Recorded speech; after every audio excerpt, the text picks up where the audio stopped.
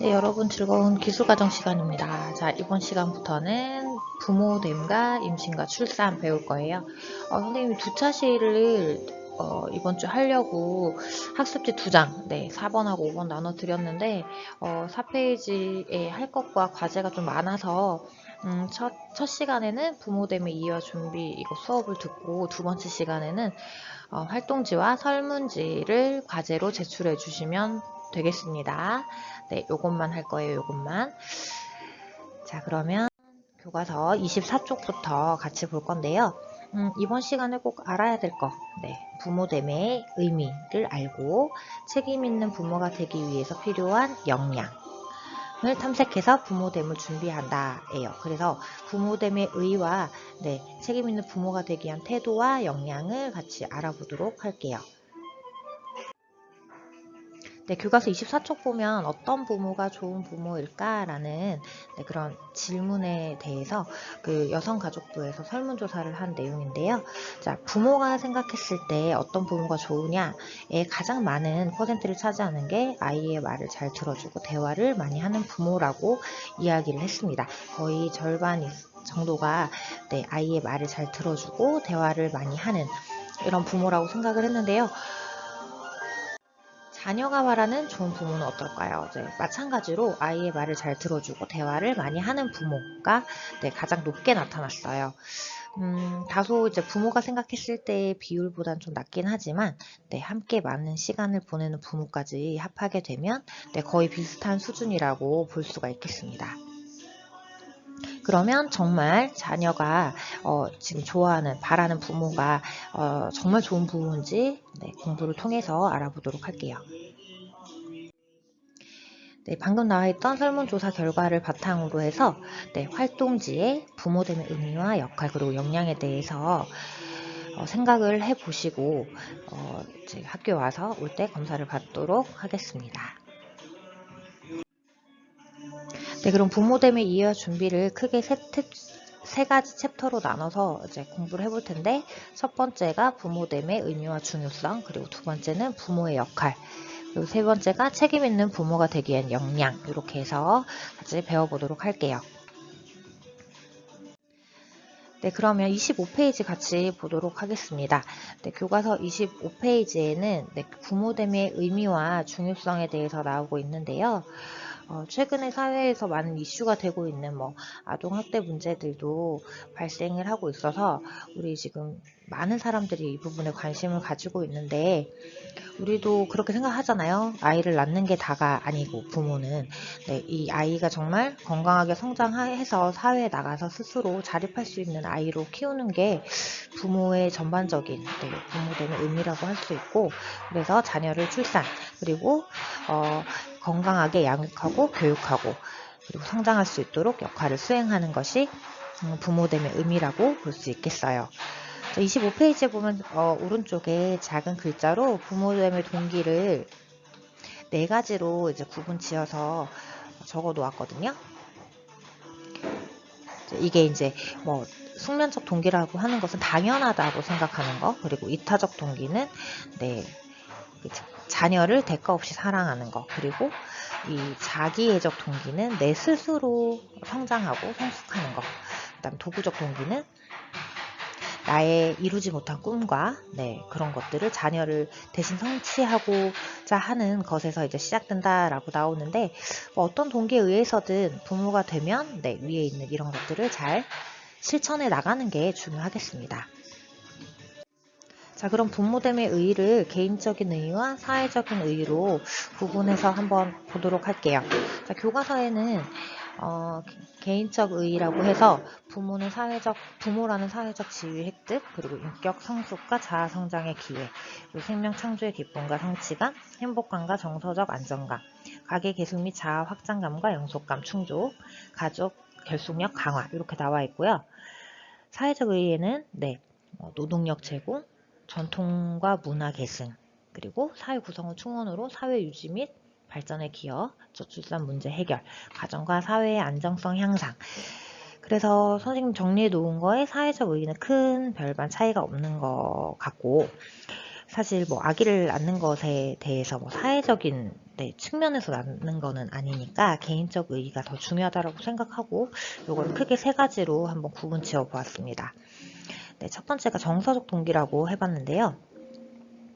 네, 아이를 키우면서 느끼는 성취감, 뭐 정서적 욕구 충족 이런 것들을 통해서 나의 정서가 안정되고 그 다음에 그런 거에서 만족감과 행복감을 느끼는 그런 측면에서 부모됨의 의의가 있다는 거, 첫 번째 정서적 동기이고요.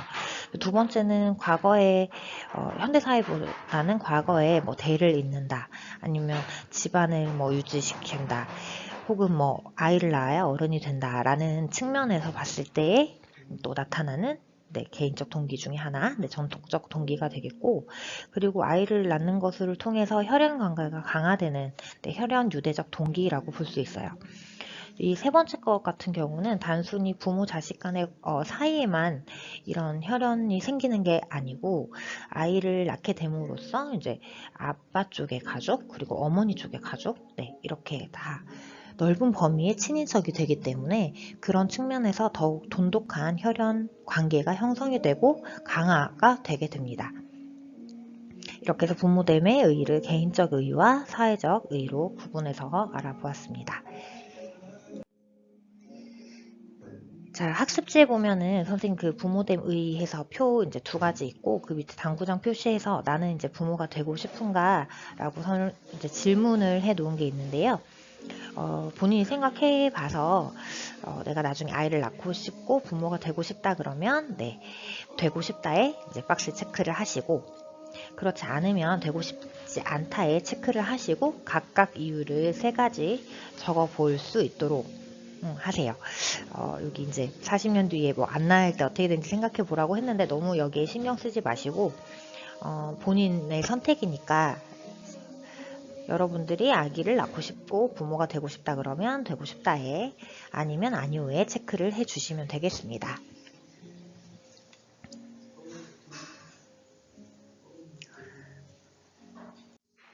자, 그러면 한 장 넘어가서 26페이지 교과서 보면서 같이 진도 나가보도록 할게요. 자, 26페이지에 나온 부분은 부모와 관련된 이제 명언이 나오고 있는데요. 여러 가지 이제 명언이 있는데, 여러분이 뭐 명언 만들려고 했는데, 이거를 만들기 위해서 영상을 하나 같이 보도록 할게요. 자, 이 유튜브에서 링크를 걸어 놓은 건데, 자녀는 부모에 따라 바뀐다라는 주제로 우리가 알고 있는 유명한 인사들의 부모님이 양육 태도가 어땠고 그로 인해 어떤 영향을 받아서 이렇게 성장을 했는지에 대해서 나오는데요. 꼭 읽어보고 그 설문조사 그 과제에 참여를 해주시기 바랍니다. 오바마 대통령 나오고 하니까 꼭 한번 꼭 보시기 바랍니다. 보시고 3번 문제 설문조사에 참여해 주세요. 자, 그러면 부모의 역할과 책임 한번 같이 볼 텐데요.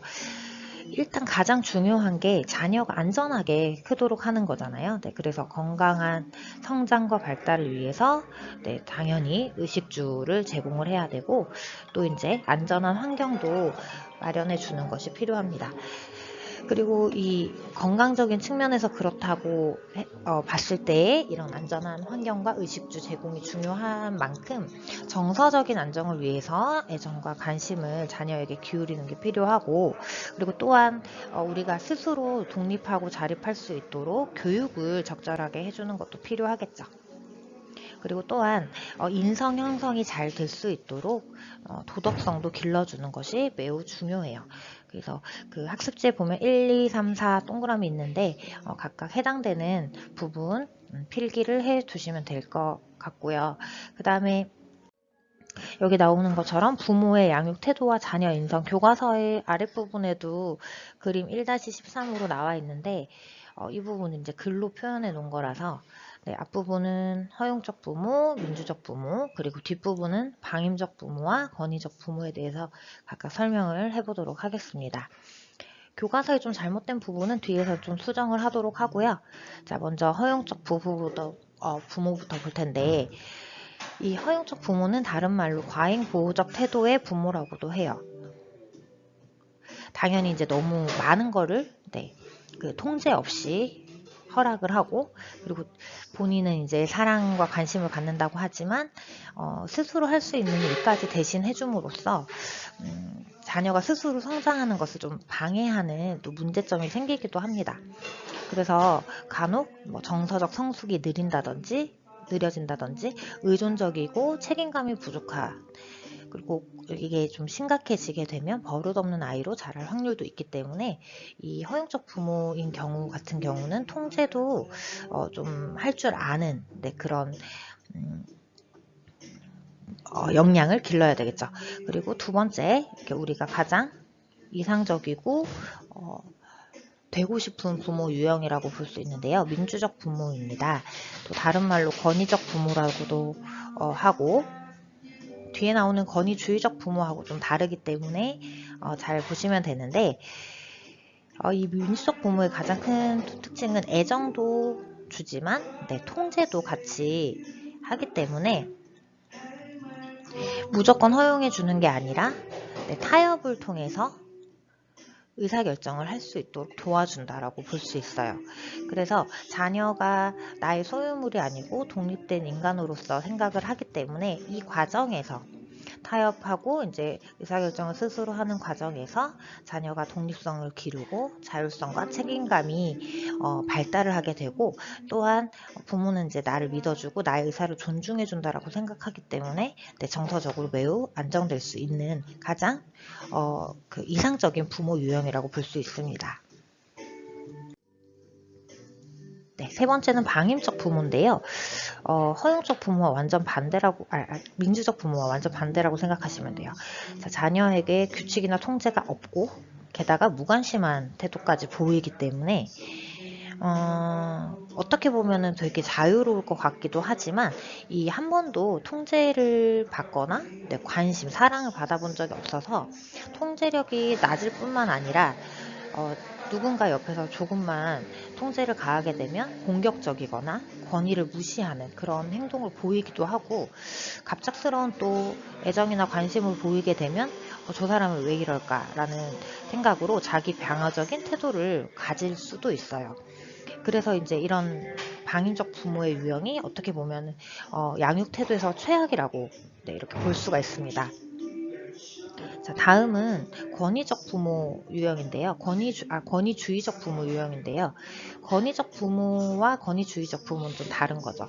권위는 다른 사람이 나의 권위를 인정해 준다라고 생각하시면 되고, 권위주의적인 부모는 스스로 자기가 권위가 있다라고 생각해서 그걸 이용하여 강압적이고 통제를 하는 그런 유형이라고 볼 수 있어요.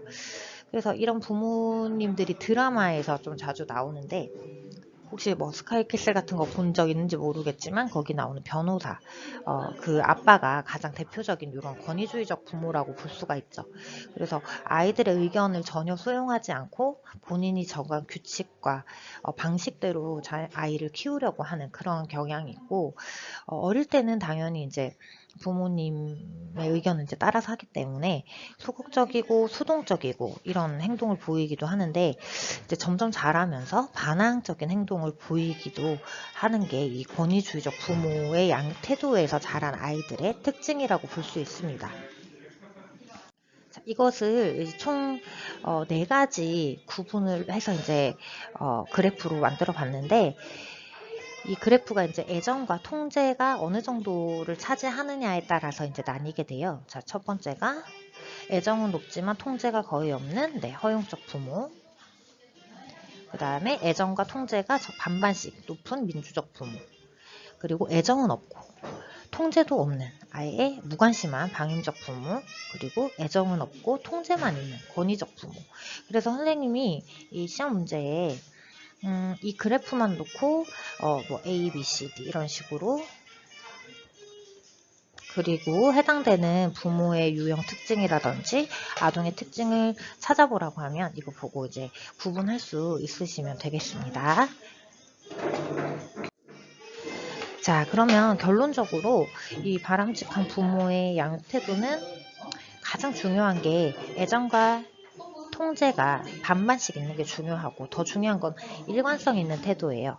어떨 때는 본인의 기분에 따라서 막 허용을 해주고, 어떨 때는 통제만 하고, 이런 경우는 혼란스러워지기 때문에 절대 해서는 안 될 행동이고, 항상 일관성 있는 태도를 유지하는 것이 중요합니다.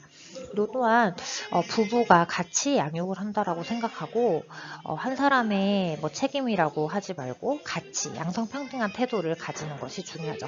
뒤에 아버지의 역할에 따라 많이 바뀐다는 내용의 또 조사도 있기 때문에 그 부분 같이 보도록 하겠습니다. 자, 27페이지로 넘어가서 책임감 있는 부모가 되기 위한 역량을 같이 보도록 할게요. 자, 이 27페이지의 내용을 두 문장으로 딱 요약을 하면 이거예요. 좋은 부모가 되기 위한 준비와 능력은 단시간에 이루어지지 않고 꾸준히 계획하고 노력해야지 가능하다는 거. 그리고 부모도 배워야 더 잘할 수 있죠. 그래서 부모 교육을 통해서 부모의 역할 수행과 관련된 다양한 지식과 기능, 태도를 습득하는 것이 좋은 부모가 되기 위한 노력이라고 볼 수 있어요. 선생님 최근에 이제 뭐 금쪽이 그 오은영 박사 나오는 프로 있죠. 그런 프로도 자주 보는데, 네, 이런 프로 보는 것만으로도 간접적인 또 경험을 할 수 있기 때문에 부모 교육에 아주 좋은 방법이라고 저는 생각을 합니다. 자, 그러면 책임 있는 부모가 되기 위한 역량 부분 한번 같이 볼게요. 자, 먼저 신체적인 측면, 일단 건강해야 되겠죠. 아이를 책임지고 양육할 수 있는 만큼 건강.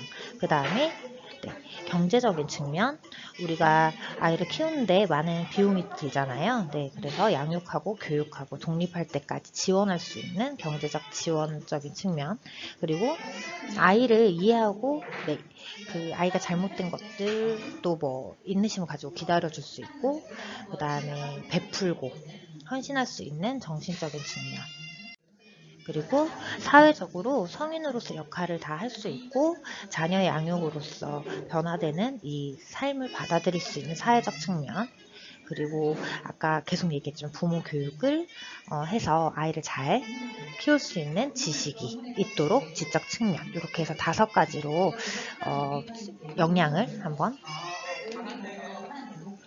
알아보았어요. 자, 그럼 문제 같이 풀어보도록 할게요. 자, 부모됨의 사회적 의의에 해당되는 것은 이 중에 몇 번일까요? 네, 정답은 3번. 가정과 사회 안정성 향상이고 나머지는 다 개인적 의의에 해당된다고 볼 수 있겠습니다. 자, 2번 문제입니다. 부모의 양육 태도가 권위적일 경우 자녀는 신경질적이고 정서적 성숙이 느리며 의존적이다. 이건 정답이 X이죠. 이 설명에 해당되는 거는 허용적 부모의 양육 태도에 해당되기 때문에 정답은 X가 되겠습니다. 자, 이건 설문조사로 만들어진 과제를 하기 위해 필요한 부분인데, 이 사례를 읽고 각자 부모가 되기 위한 노력과 역량에 관해서 한번 적어보는 그런 과제를 선생님이 냈는데 50자 이상씩 한번 적어서 제출을 해보도록 하겠습니다. 과제가 좀 많기 때문에 아까 초반에 얘기했던 것처럼 수업은 하나만 듣고 두 번째 차시에는 과제를 제출하는 것으로 하겠습니다. 아까 잠시 얘기했던 것처럼 아버지의 그 역할이 굉장히 중요하다는 요새 연구 결과가 많이 나오고 있거든요. 그래서 그 아버지의 양육 방식이 아이의 지능이나 정서적에 긍정적인 영향을 미친다라는 거. 그래서 우리나라는 좀 부모님 중에 엄마가 또 양육을 전담하는 경우가 많은데, 그렇게 하는 것보다는 부모가 함께 양육을 하는 것이 아이를 위해서 좋다는 거, 이거 항상 기억을 하고 남학생들도 참고를 더 많이 해주셨으면 좋겠어요. 자, 과제 주소예요. 그 활동지는 활동지대로 하시고, 이 과제 주소 링크를 걸면 6문항인가 7문항 정도의 숙제가 있거든요. 반드시 하시고, 이 부모됨의 역량에 대해 생각해 보기에 이 유튜브 보시고 작성을 하시면 좋을 것 같아가지고 네, 요거 한번 해보시고 활동지 이번에 드린 원래 5번인데 선생님 잘못 필기해가지고 4번이라고 적어 놓았던 부모됨의 네, 역할 그리고 부모의 역량에 대해 생각해 보기. 그래서 1번에 나는 왜 부모가 되고 싶은지, 어떤 선물을 주고 싶은지, 그 다음에 만약에 부모 자격증이 있으면 어떤 것들이 필요한지, 그리고 이유도 같이 해서 3가지 적어보는 것도 과제로 해오시기 바랍니다. 자, 이건 2차 시에 네, 해오시면 되니까 이번 시간은 수업 다 들으셨죠? 평소보다 조금 길었는데 네, 지금 내용 나와있던 학습지 4번 잘 기억해 두시기 바래요. 네, 그러면 다음 주에 학교에서 뵙겠습니다. 고생했습니다.